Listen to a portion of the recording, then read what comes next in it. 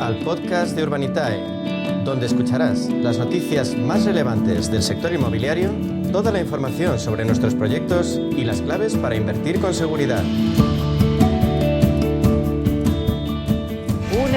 1:21 de la tarde, abrimos el espacio como cada semana, nuestro espacio de inversión inmobiliaria con los grandes especialistas como son Urbanitae. Nos acompaña ya José María Gómez Acebo, director de Relaciones Institucionales de Urbanitae. José María, bienvenido, buenos días, ¿cómo está? Bueno, buenas tardes. Buenas tardes ya. Buenas tardes. Yo creo que llevas toda la mañana en el Real Forum, ¿no? Sí, en el Real Estate Finance Forum. Sí, es un foro que organizan todos los años en Edificio Matriz, en Madrid, y la verdad es que están presentes pues todos los agentes del sector, desde financiadores tradicionales, financiadores alternativos, administración, promotores, y es un buen momento para, bueno, primero para encontrar a la gente a la que conoces y que además te aporta mucho, y luego ir conferencias interesantes y luego enfrentar visiones distintas de cómo solucionar el gran problema que tenemos aquí encima de la mesa, que es el de la vivienda, efectivamente.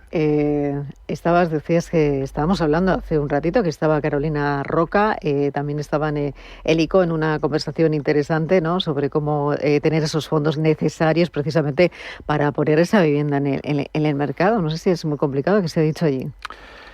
Pues se ha coincidido la complejidad de la solución, porque con independencia de que hace falta desarrollar mucho más suelo, y es algo que hemos hablado muchas veces, y el desarrollo de ese suelo es caro y complejo y no financiable. Hoy en día no hay ningún ente que te financie todo un desarrollo de suelo porque los plazos son muy inciertos, y eso es unas cosas que la administración tiene que poner pie en pared y arreglarlo de una vez. O sea, no podemos esperar desarrollos que tarden 10-15 años en ponerse en marcha, porque entonces no hay inversor que ponga dinero para hacer eso.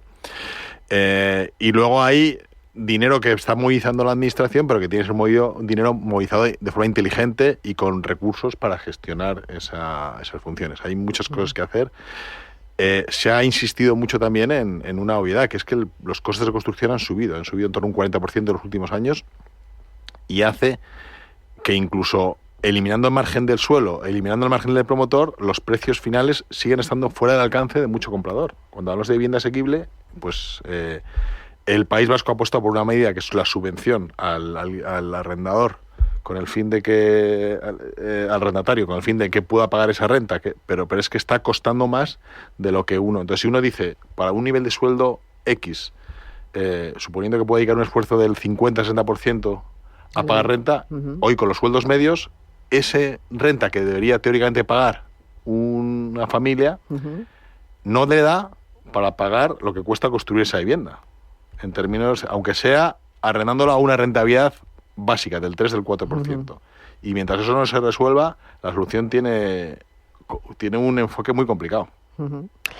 Vamos a escuchar, porque están pasando muchas cosas esta semana. Sí. Hemos empezado la semana con el presidente del Gobierno hablando de que se van a movilizar 23.000 millones para construir 15.000 viviendas al año destinadas a ese alquiler sostenible. Dice que quiere movilizarlos a través de fondos públicos y privados. Si te parece, vamos a escuchar lo que decía.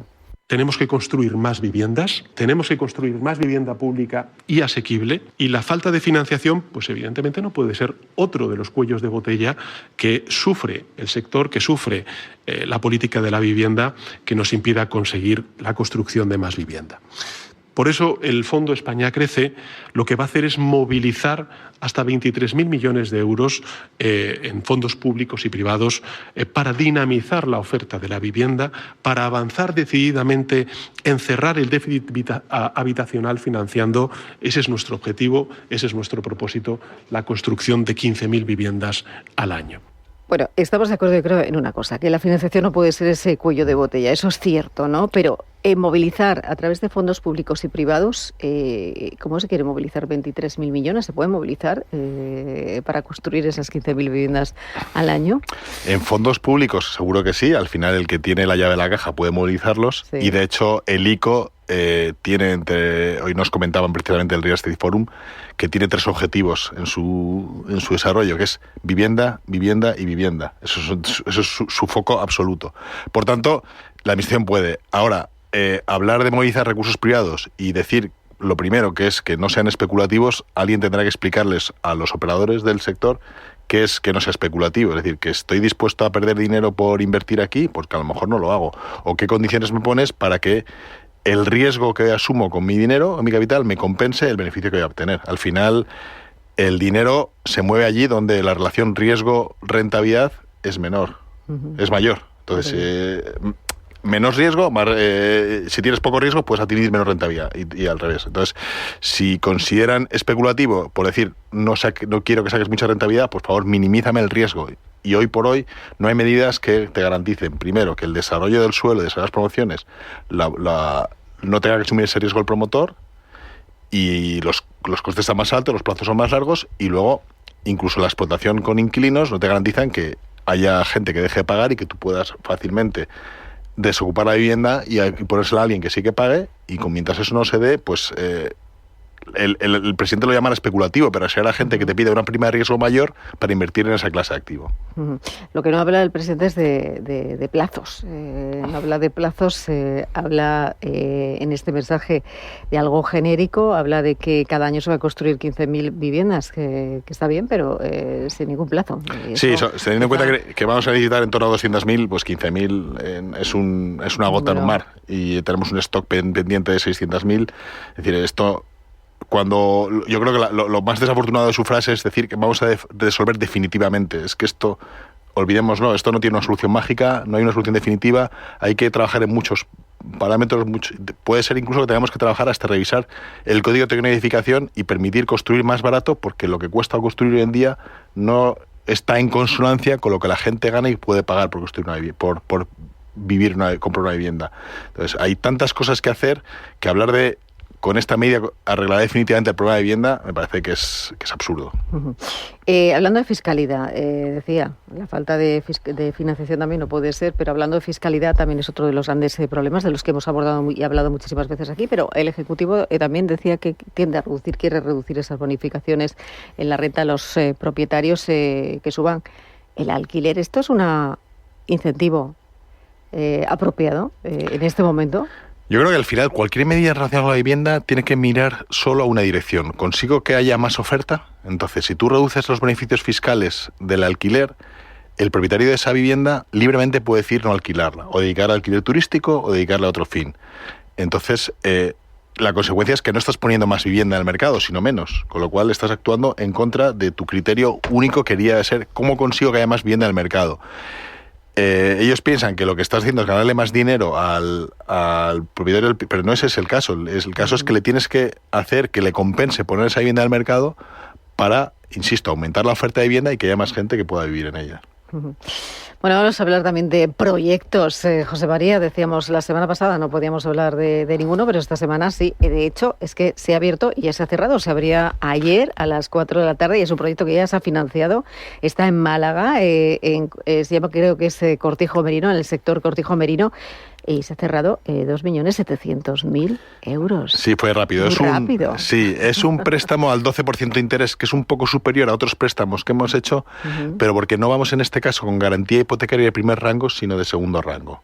¿Por qué? Porque lo que estamos financiando... ¿Qué significa para que los que nos estén escuchando? Sí, normalmente tú cuando tienes una garantía hipotecaria, y la mayoría de nuestros proyectos es así, tú tienes el derecho de ejecutar la hipoteca y quedarte con el activo, vía judicial, en caso de impago. Cuando tienes una hipoteca de segundo rango, tienes que esperar que el hipotecario de primer rango, que en este caso es el banco, ejecute. Y con lo que te queda, puedes recuperar tu préstamo. Entonces, tiene mucho menos valor práctico tener una garantía de segundo rango que una de primero. ¿Por qué en este caso lo hicimos así con un segundo rango? Porque estaba el banco y el banco siempre te pide primer rango. Y por eso pedíamos un interés un poco superior, que en este caso era el 12% anual. Pero es una promoción que tiene ya... son las últimas fases de urbanización, ya tiene vendidos el 58% de las unidades, es un promotor de primer que es Novit, es Málaga, es una plaza que está funcionando de maravilla.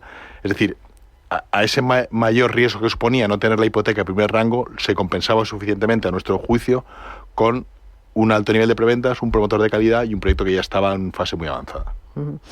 Decíamos, cerrado. ¿En cuántas horas, José María, se puede cerrar? ¿En cuántas horas? No, en cuántos segundos. Yo intenté invertir y no llegué a tiempo. O sea, que estamos hablando de que en los primeros 10 segundos se completó con un número importante de inversores. Es lo que tiene cuando tienes buen producto y confianza de tus inversores. Ajá. Bueno, proyectos en los que estáis en estudio, en los que puedan salir, porque ahora mismo tampoco tenemos ninguno.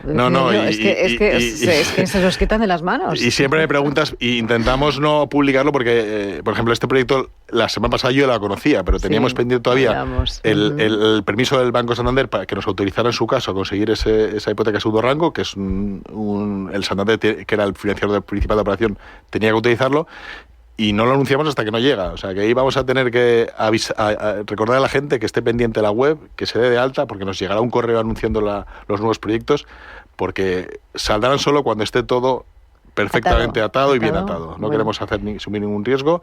Incluso hay operaciones en que se fija unas condiciones previas para entrar, e incluso después de financiadas, si esa condición previa no se cumple, devolvemos el dinero o no firmamos hasta que esté. O sea, esto sí que para nosotros es sacrosanto.